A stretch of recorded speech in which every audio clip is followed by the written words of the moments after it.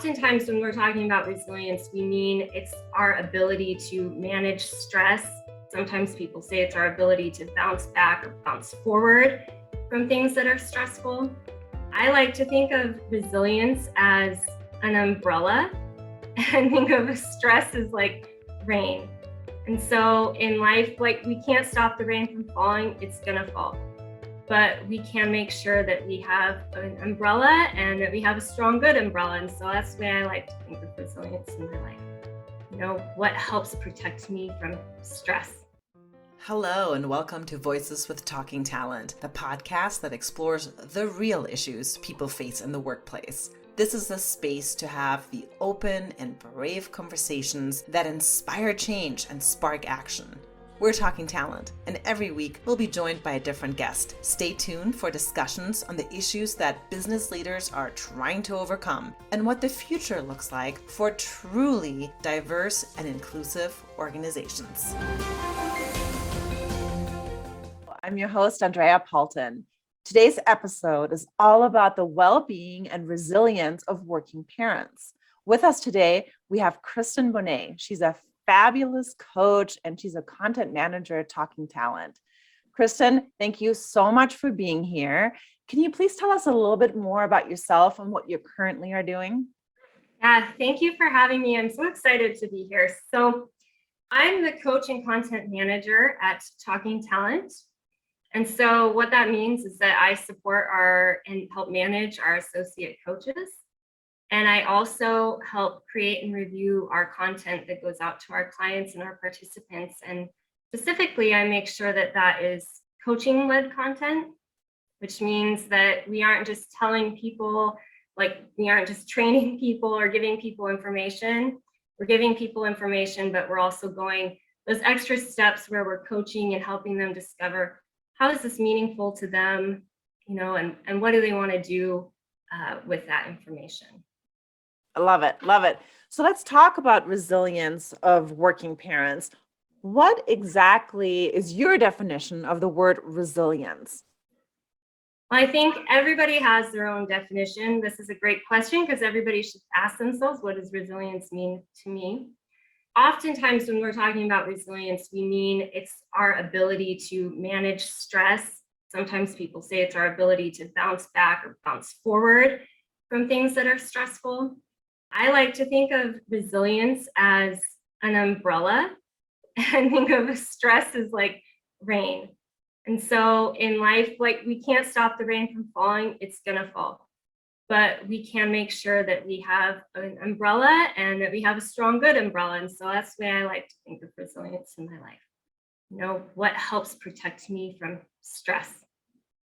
Oh, I love that. And we are going to get into some tips because our listeners are both working parents and we have some leaders of companies and HR directors type of people listening.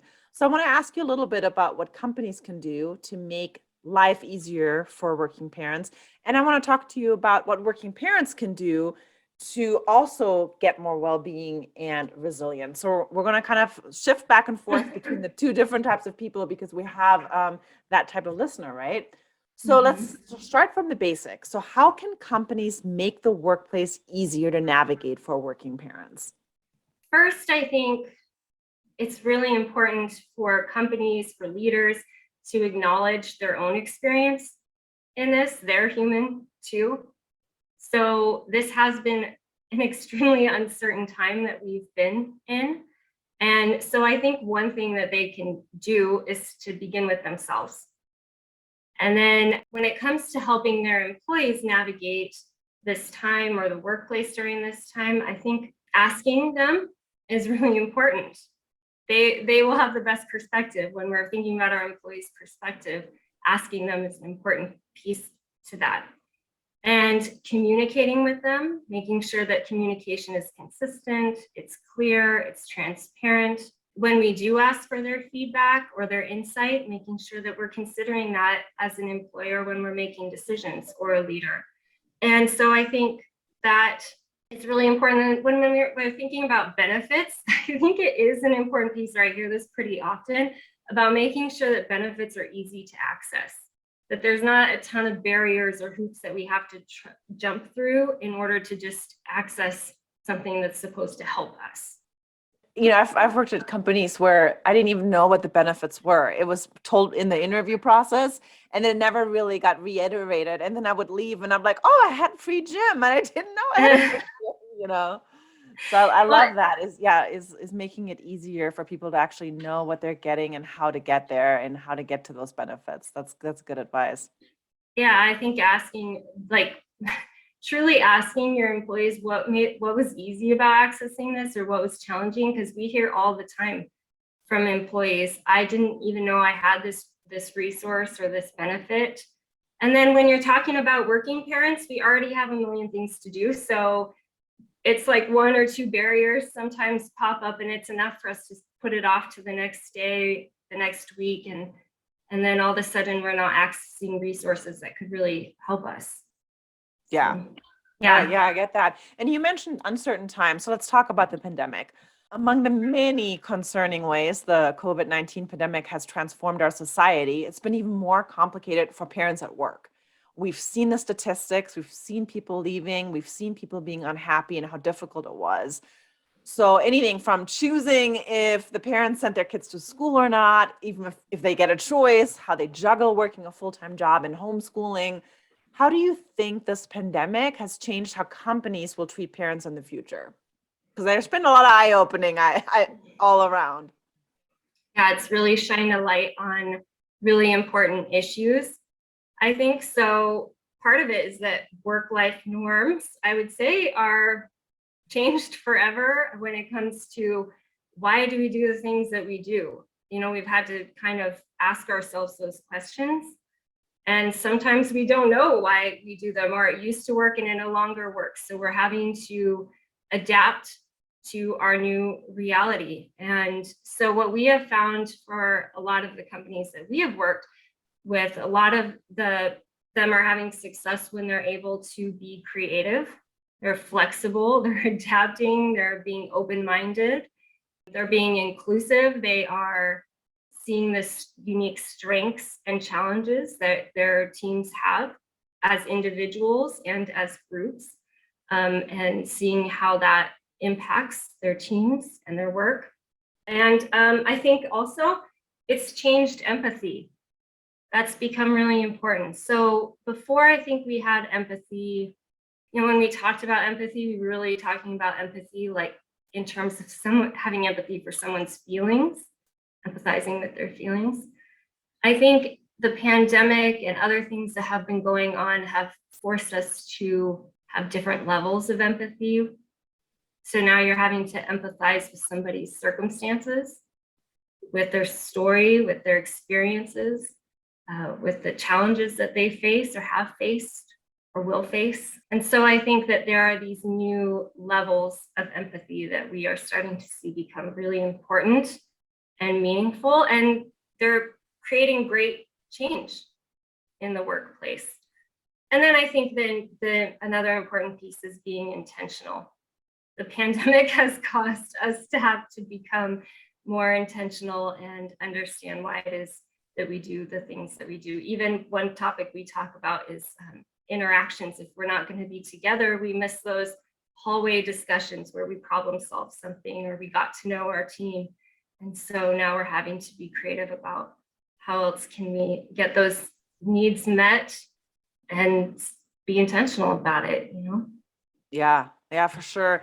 And you were mentioning too, right? Like if companies aren't doing those things that you mentioned that companies should be doing, people are leaving. And, there's a name for it now. It's called the Great Resignation, where people are leaving left and right. And we've seen a lot of these people that are leaving are the parents that are quitting.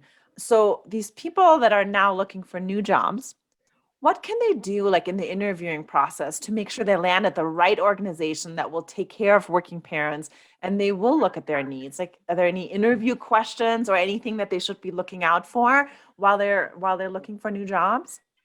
Yeah, well, it's a great question. One, I think, is to recognize the stress that can come from deciding to leave a job and starting a new job. And so we already are kind of in a stressful time because of the uncertainty we were talking about before. And so recognizing, I think, first, why that might be stressful, but then also reframing or taking the time to think of it as an amazing opportunity also that's come our way for many employees, which is the opportunity to think about what is important to me.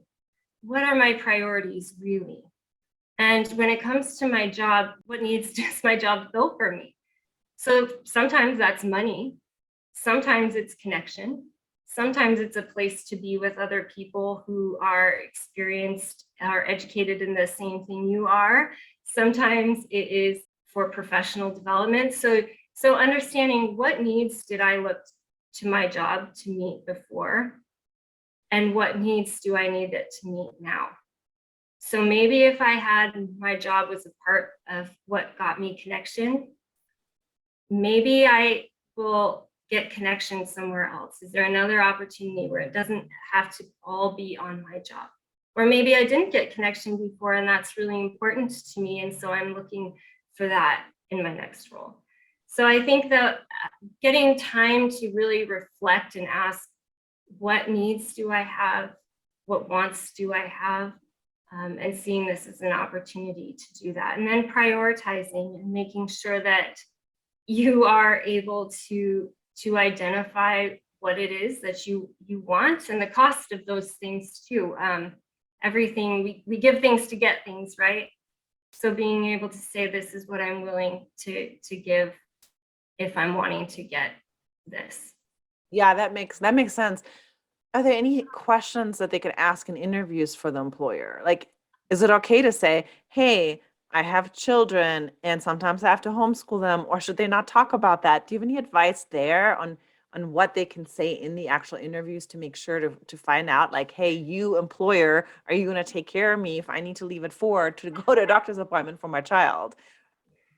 Yeah, I absolutely. I would say ask those questions and, come to the interview knowing what questions you want to ask that are really important to you so that you aren't finding yourself surprised when you do start working somewhere and you realize, hey, I can't leave at 4, but leaving at 4 is maybe a reality for my life. So now I'm back in the same place I was. So I think being able to ask those questions and have discussions is important to get the answers. But it's also important because it's an opportunity to hear about the employer's values and to share your values and see if those two things align. I think a lot of with the Great Resignation, we're seeing tension when those things are not aligning between employer and employee. So really thinking about what matters to you, what values you have, what values this company has, and what does that look like in action? Not just on paper and we say we have those values, what does that actually look like? So having open, transparent conversations, I think, is a great way to discover that. Yeah, I think so too. I mentor folks that interview for marketing jobs, and it's interesting how much it's changed. 3, 4, 5 years ago, you wouldn't really ask about these things because you were in fear of, well, if I ask for a life-work balance or something like that, that people are going to be like, oh, she's not going to want to work. And now it's really become something normal to ask. And if people, the HR directors, they expect you to ask that, or the recruiters. And it's different. It's been such a change in the world, and especially in the United States. It's been really interesting to see. And we are talking a lot more about our well-being and our mental health and how to be, just a more resilient person. So I want to talk about well-being and resilience in 2 different ways. I want you to separate them out for me, the well-being and the resilience. So first, what can parents do to look out for their own well-being, like at work or life-work balance? Like, what can they do for the well-being part of it? Yeah, I think one thing to do is to know that this is one of my favorite quotes to share is having needs doesn't make you needy, it makes you human. So I think Say that again. acknowledging Say that again. That's a really good quote. I've never heard it. Say it one more time, please. having needs doesn't make you needy, it makes you human. Love it. Yeah, it's something I wish someone shared with me before I became a mom, before I became an employee. I mean, I wish someone shared that with me when I was young. because it's taken me a long time to learn that, and also a long time to unlearn other beliefs I had around needs. And the story I would tell myself about how that made me somehow needy. And it's just not true. We all have needs. And so I think having the conversation with yourself or with others, if that's helpful to you, around what do I need? And doing that check-in once a day, a few times a day, but really taking that time to ask yourself, what is it that I need right now? One thing I share is taking inventory, because it's helpful to think of, is what does my mind need? What does my heart need? What does my body need? These are different parts of ourselves that we can sometimes neglect and push off. And so maybe my mind needs a break from reading, and my heart needs time with my daughter, and my body needs rest or exercise. Well, maybe I can't give myself all of those things in this moment, but maybe I can give myself one of them, or I can think about when can I get that need met. So I think the best way to get our needs met is to know what we need. So that's one piece of well-being. I think we could have a whole conversation, and maybe we should, on well-being. But the other thing is that I think when it comes to that and resilience, it's not something that we want to do in a reactive way. It's something that we want to do proactively all of the time. So we are always, making withdrawals from our resilience bank. We always want to be making sure we're putting deposits in there too. It's kind of like our gas tank in our car. We don't want to just put gas in it once it's stopped working. We want to always kind of be monitoring that. So making sure that we are being proactive and not reactive in our resilience. And like I said, it's a question that people have to ask themselves. What makes me feel well, makes me feel healthy, makes me feel resilient, that helps me manage stress that is inevitable. So what happens if you're coming up? So I'm asking myself that, and I'm saying, okay, you know what? I just need a break. I just need time. How do you navigate that at work? If you're in the middle of the workday and you need a mental health break right now, what do I do if I feel like that? Do I tell my boss? What's the best advice you have there? Yeah, I'm a person who's always like, start from the inside out. Be sure that the way you're talking to yourself about this is helpful and not harmful or hurtful, right? We can add stress onto ourselves just by our own self-talk or the way that we tell ourselves a story. So making sure it's like, what is the story I'm telling myself about this? And then if it's that I need a break, being reasonable, maybe I'm telling myself I cannot take a break. How true is that? Maybe you can't take a break right in this moment, but when can I take a break next? And then it is important to be able to reach out to other people and be your own best advocate and share what you need. And I think that people are often surprised that people are maybe more responsive to that than we think. Yeah. So I think the first thing to do is to monitor your own self-talk. So you mentioned earlier that you are a mom, and we know that you have a full-time job at Talking Talent. I'd like to ask you personally, what do you do for your own well-being? Like, do you have any favorite things that you do? Absolutely. I like to be alone. I don't always get that time, but I try, in the moments that I do have alone, I try and acknowledge I am alone right now, like in the car, in spaces in between, or create those times. So just time to be quiet in my own thoughts or to not think. Exercise is important to me. Breathing is important to me. Just remembering to take a breath. Fun celebration. We're coming up on the holidays. I was just talking with one of our coaches that we have, and we were talking about the importance of celebrating, and that sometimes the holidays have kind of turned into, we talk about them like it's going to be this time where you're supposed to almost recover, like you're finally going to have a break. And while that's important, I think it's also an important time that we are celebrating. We're taking in what's gone well. What are we looking forward to? And having that kind of gratitude practice.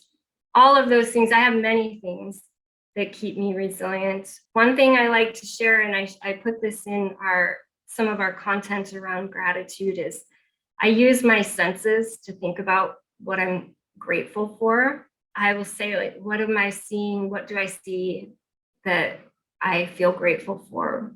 You know, it's my daughter's smile, or the sun, or the rain when we haven't had the rain in a long time. And what do I smell that I'm grateful for? Is it the coffee in the morning, or a bath, or the ocean when I get to go there? And what sounds am I grateful for? Is it laughter, my friend's voice, my mom's voice on the other end of the phone when I haven't gotten to talk with her in a long time? And what do I feel that I'm grateful for? It's my bed, it's my feet on the ground when I'm walking, it's the wind, whatever it might be. And so I'm telling you that because those are things that are available to us all of the time that can kind of get us off the wheel of anxiety and stress, and which can get stuck in, and slow down and just take a moment to say what's going well. And those things are all around us. And so when we start to see them, suddenly we begin to feel like we have all of these resources available to us for our resilience. I really like those tips because a lot of times we think, okay, well-being, how to take care of myself. And we're thinking about, a spa day, a week-long trip. But like you said, it doesn't have to be that. Your feet on the ground, taking a breath, being thankful for the moment. Those are all things that are available all day long for us, for most of those things. I love that. I'm going to ask you one last question, and I'm going to ask you to take out your crystal ball, and we're going to talk about the future. So I know this is going to be difficult because obviously you can't predict the future, just like nobody else can. I want to talk about what companies are going to be looking like in the future. So, for example, there's a company I follow on LinkedIn, and the CEO always talks about 32-hour work weeks. And that is something that he wants his company to go to. He's going to be giving his folks Mondays off. Then my husband's company, they have no meeting Monday mornings, no meeting Friday afternoons. So people can start their week and end their week in peace and actually get some extra work done or prepare for the week. So there's all these things that you're hearing all of a sudden that companies are doing. What do you think it's going to look like in the future for not just working parents, but everybody, for more well-being and resilience? What do you think companies should be doing or will be doing in the future with all these changes that we've seen? I think that data and research is really clear that this has become extremely important to employees, that their well-being is considered, and they will choose to stay or to go from companies that either care for their well-being or don't. And so I think that has become an important piece that I don't think will change. I hope won't change. And the ways that employers are going to have to support their employees will have to continuously be checked in on and monitored, and be inclusive and include employees' perspectives and meet employees' needs. So there's no longer a one size fits all, right, when it comes to benefits or working. I think that what I was talking about before about being creative and flexible and being able to adapt over and over and over again is what we're seeing as important. And then employers and companies who are responsive to what their employees are saying. It's not enough to ask your employees anymore and to hear their voice. They want to see what's being done with that. So making sure that you're following through. If we've asked our employees for their insight into something, that we're including it when we're making decisions. So I think that that's something I hear from our clients, from our coaches, and it's certainly in the research. I mean, there's a lot that's changing right now. And then in addition to that, I think that the idea of just other things that we've all experienced, feeling safe, feeling included, feeling represented, feeling all of these things that have now come to the front, and employees are taking inventory of that too, and when it comes to where they want to work or if they want to continue to work somewhere. So Awesome. I love it. Thank you so much, Kristen, for being here. You've been amazing. thank you. This is fun. I feel like I could talk about these things all day. So Yeah, we'll have to have you back. All right. Thanks so much. thank you. Thank you for listening. This podcast has been brought to you by Talking Talent. We're a coaching organization that helps you develop, advance, and retain your talent. Together, we can create a more inclusive culture where your people and your organization can thrive. You can visit us online at talking-talent.com. That's talking-talent.com. If you liked what you heard today, please be sure to subscribe and leave a review. Thank you.